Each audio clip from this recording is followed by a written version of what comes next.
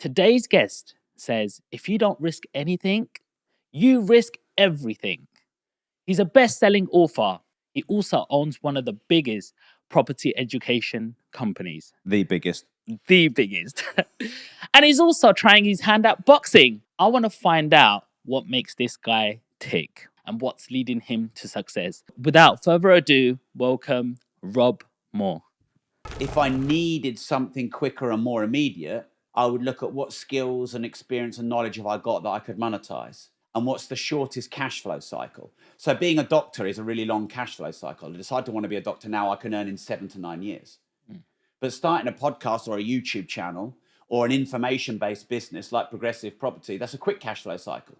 Because in theory, you could earn money within a week as long as you've got the credible knowledge. So I actually think it's smart to have both. I have businesses with quick cash flow cycles, and then the profits from those go into long-term asset classes like property.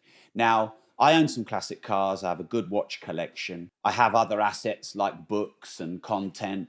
You know, Harry, my producer, manages my podcast and YouTube, which, you know, in a good year, that'll be a 7-figure income. It goes up and down with the algorithms, which we were talking about a bit earlier. But nearly all of my profit from the quicker cash flow cycle trading type businesses go into longer term assets.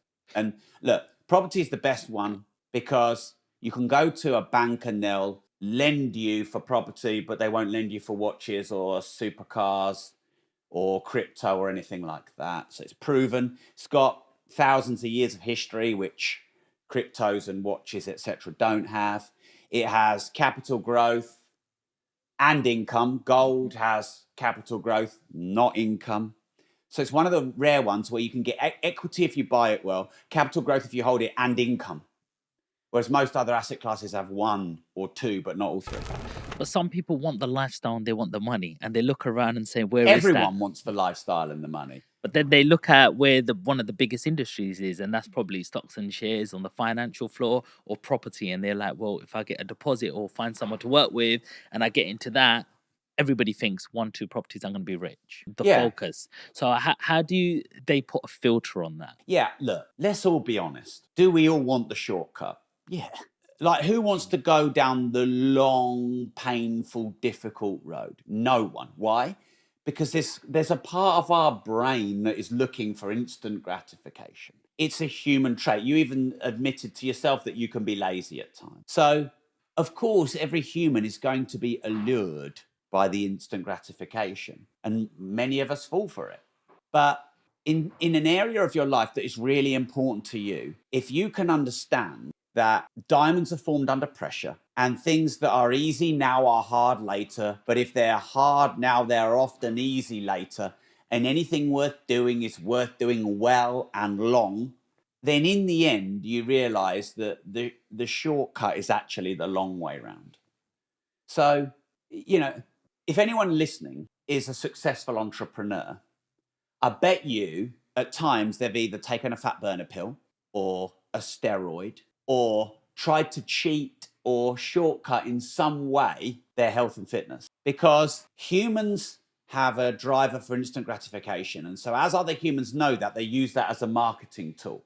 I bet anyone listening who's been successful in the gym has also put needles in their forehead or in their lips or whatever, because they want to instantly look younger or better.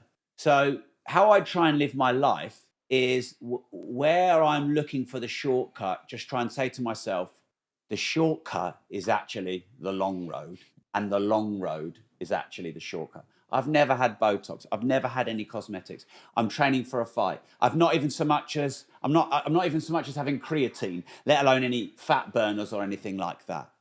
And no enhancing supplements, because the way I see it is that's the shortcut, and it'll end up not being the shortcut.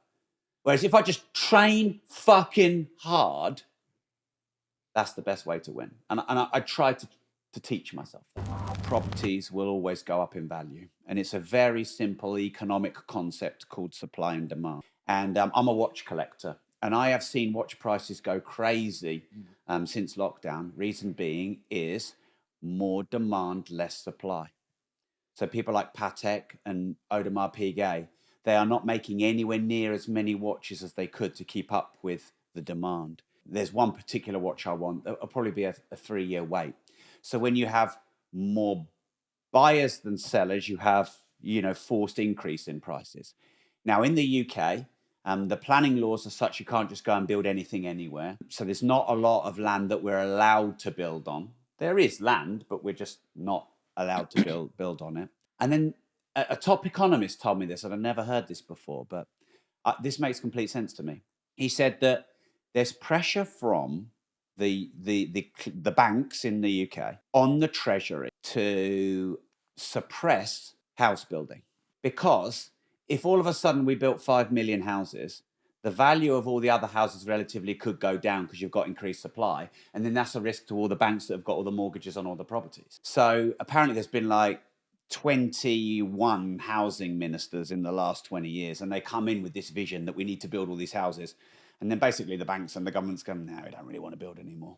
And people don't understand this. And this is why, until that changes, which is not going to be in our lifetimes, property will always go up. And that's why it's probably the best investment class that I know.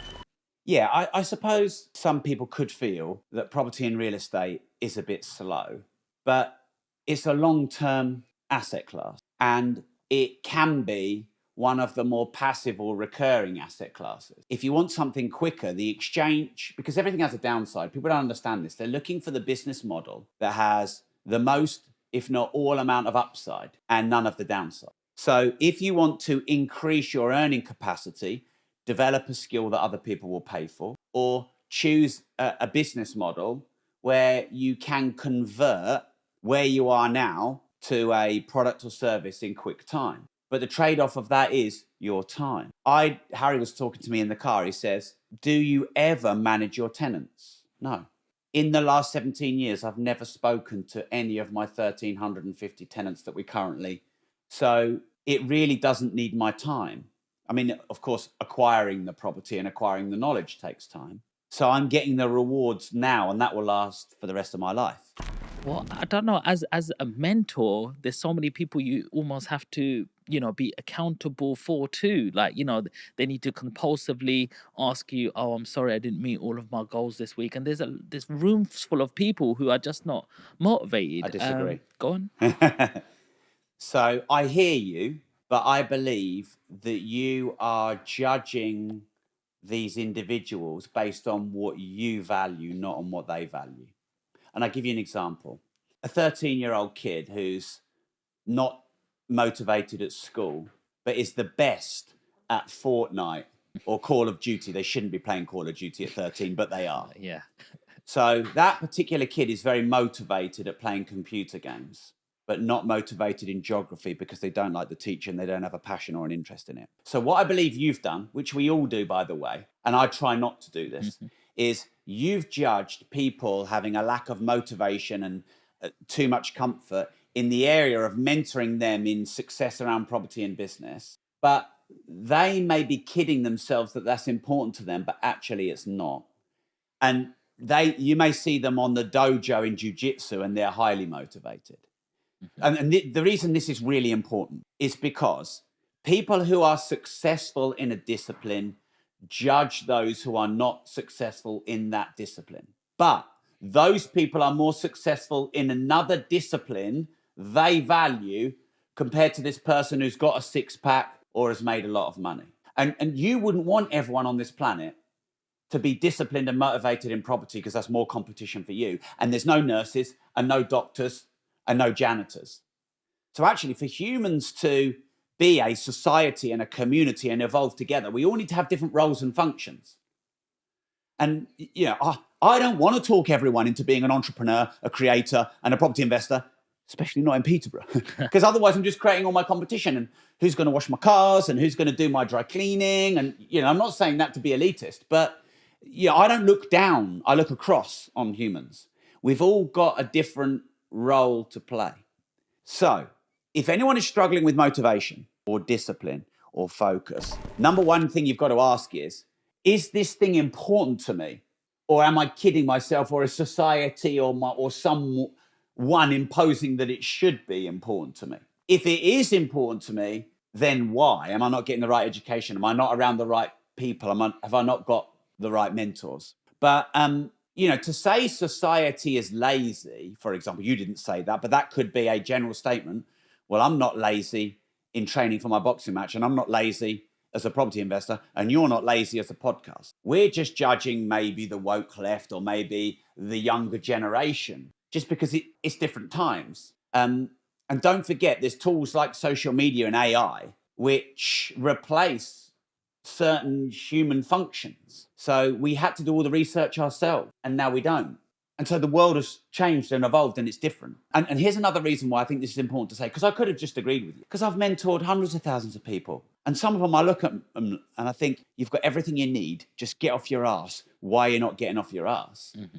But everyone, I believe, has to believe that they can do it. And a lot of people don't believe they can do it, whatever it is. And I'm here to tell you, if you want to do it, one, you have to define it. Two, you have to make sure that it is something that you really want to do. Three, you have to start it. And four, you have to persist at it. And then you can do whatever you want. And you're not lazy just because you're not rich yet. Dad would pay me after every session I did. He wouldn't pay me every week or every month. It'd be £1 or £5 or £10. The denominations went up. It also really mattered to me that it came from my dad. Well, because then I got noticed and appreciated and valued by my dad. But from age 21 to 25, I just worked in my dad's pub. But then that became a chore. I didn't enjoy it. There was strain on our family. I knew I was meant for more than just pulling pints in a bar. Nothing wrong with that, but I was meant for more. I went back to work in my dad's pub age 21 because my mum said, come and work here for a few weeks. I'm not sure, something's up with dad. And I went and I stayed there for 5 years. And I think that a lot of people, that's how life happens to them. Like, you don't intend to be on this path forever. And then you wake up and you've been on this path forever. That's scary. Would you say your father was one of your first mentors? I wish I really knew what a mentor was and the value of a mentor when I was younger, because I'd have probably appreciated the wisdom my dad had more. But, who listens to their dad? Some people do, but a lot of people don't. I was too busy trying to get my dad's love.